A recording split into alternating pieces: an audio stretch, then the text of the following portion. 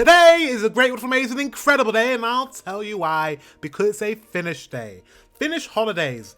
Days of All Saints Day. Or All Hallows Day. Without further ado, let's get into this reaction. Let's go. All Saints Day. Hey. By the way, before she starts, I'm very excited about learning about this. Reason being is because last year I did a video on All Saints Day, or Alles Helgendag, which is the Swedish version. And I remember last year, actually, after I posted the video and All Saints Day had passed, someone commented and said, oh, Finland also, we also celebrate this day as well. And I was like, oh my God, like I missed the chance to learn about what Sweden does on the day. I mean, Finland does on the day, sorry. So I was like, I need to check out this year what Finland does on All Saints Day, because clearly it's a celebration not just in Sweden, but in Finland, in Germany I heard as well. So yeah, I'm looking forward to this. So let's see. Hei kaikki, minä olen Päivi. Pyhäinpäivä on kristillinen pyhimysten, marttyyrien ja vainajien muistopäivä, jonka juuret ovat keskiajalla. Tällä kertaa selvitämme, mitä perinteitä liittyy suomalaisten pyhäinpäivään. Quiz time. Tiedätkö, mitä ovat köyrimöröt, köyrijättäret, kekripukit, kekrittäret? Kekripuket. I can't say this word, kekrittäret. Ja runsauden haltijatar? Näytämme oikean vastauksen videon lopussa. Alun perin pyhäinpäivää on vietetty 1. marraskuuta, mutta... Oh, so you guys celebrate on November the 1st. I think Sweden said they celebrate theirs on the 31st, on like the same day as Halloween. But you guys celebrate yours on the 1st. Interesting. Okay. Suomessa sitä vietetään nykyään she's saying it. Aina lauantaina, joka on aikaisintaan 31. lokakuuta tai viimeistään 6. marraskuuta. It's the same. Pyhäinpäivän vietto siirtyi lauantaille vuodesta 1955 alkaen. Nykyisessä pyhäinpäivässä yhdistyy 2 keskiaikaista kirkollista juhlapäivää. Kaikkien pyhiinpäivä ja kaikkien uskovien vainajien muistopäivä. Päivään liittyy myös muinaissuomalainen kekrijuhla.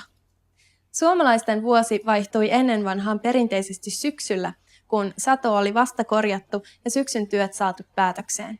Tällöin juhlittiin kekrijuhlaa.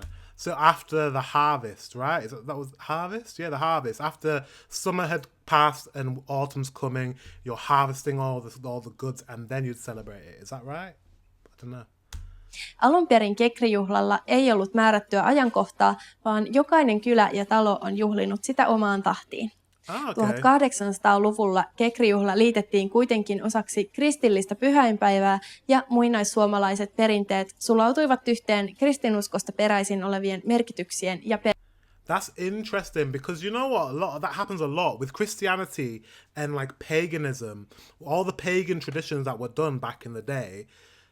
When Christianity came about, like the pagan traditions just meshed with Christianity, even though they're actually separate traditions. There's a lot of things like that. I think it wasn't Christmas that as well. Christmas was before Christianity was like a thing. That time was celebrated anyways I don't know if I'm making this up. Let me know in the comment section. I'm pretty sure the tradition of Christmas was a pagan festival before it was a Christian festival. Same with summer solstice and stuff like that. Like, it was celebrated in paganism before it was in Christianity. Interesting. It's like Christianity almost like co-opted and like took it, like that's mine. I'm going to celebrate this now. It's part of Christianity, but it's not. Perinteiden kanssa. Monissa maissa pyhäinpäivää vietetään riehakkaana Halloween-juhlana, jolloin uskotaan vainajahenkien ja kummitusten olevan liikkeellä. Vanhoissa suomalaisissa kekrijuhlien uskomuksissa on samoja piirteitä. Halloween ei ole kuitenkaan karnevaalina kovinkaan merkityksellinen Suomessa, vaan pyhäinpäivää vietetään rauhallisesti ja hartaasti. Interesting. So you celebrate it quietly, peacefully, in remembrance.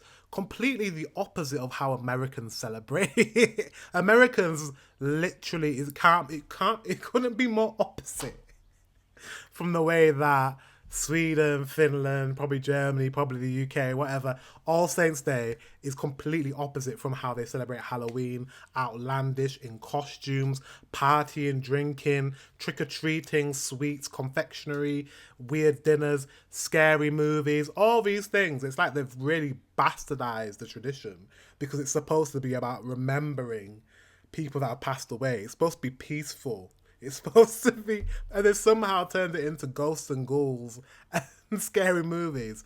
Although I love Halloween, I can't lie, but it never was a tradition in Europe past like, I think it came to Europe maybe like 20 years ago. 20 to 30 years ago, I think that's when it arrived in Europe. Before then, it wasn't even a thing. It's very much an American phenomena and like capitalistic. It's all about making money. Same as Christmas. Christmas was a pagan festival, and probably in the Nordic countries and the UK and other European countries. And again, America somehow changed it into Santa Claus in a red suit instead of a green suit to coincide with Coca-Cola. Sorry, my mind's moving faster than my mouth.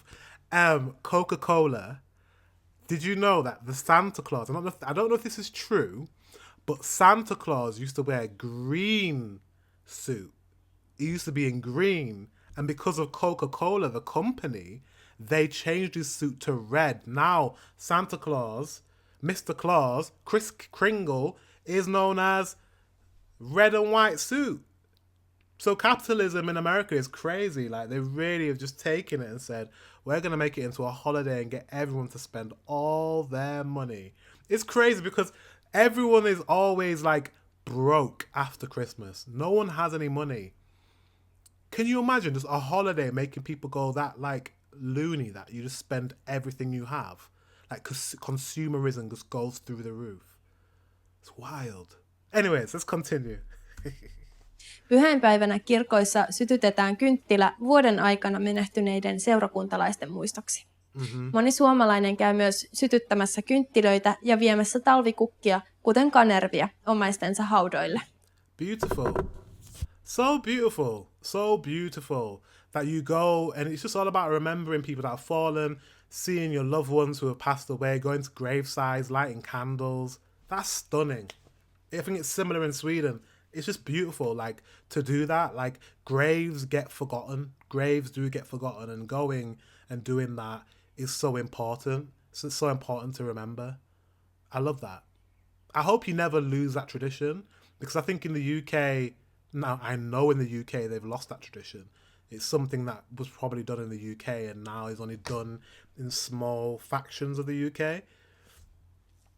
I hope you guys continue doing that, you know? Pyhäinpäivään liittyi ennen paljon taikuutta. Talo siivottiin, sauna lämmitettiin ja ruoka pidettiin koko yön pöydässä, jotta myös tuonpuoleisen vieraat saisivat nauttia talon vieraanvaraisuudesta. So you used to offer food. You used to leave offerings overnight. So the spirits would come at night and eat the food. Interesting, because that's very similar to a lot of spirituality. Other, you know, like kind of like in Africa, they have the same thing where they have altars that they leave offerings to people in the afterlife, spirits and people that have passed away, family members. They'll leave an offering, they'll have a picture of their family member, candles, symbolic statues on an altar, and they'll leave offerings for those people, and they'll get protection and help from doing that. Also, they do like a similar thing in like in Thailand.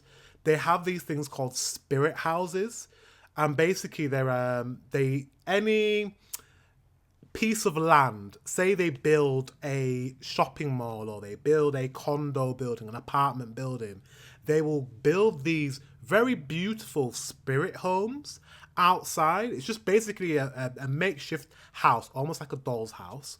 Not a doll's house, but like, you know, a really pretty house, and they leave offerings, drinks, they leave incense burning, and it's basically to honor the land, honor the people that may have passed away on that land, and basically it's almost like asking for permission to build on that land that someone else may have, you know, lived and died on, kind of thing. So yeah, it's funny how like all these different cultures, Asian cultures like Thailand, African cultures, West African cultures of offerings, and then obviously Finland used to do that as well. It's funny how even though you guys are so far away from Africa, Africa's so far away from Asia, you all have practiced a similar way of remembering people that have passed and spirits and leaving out food and drink for them.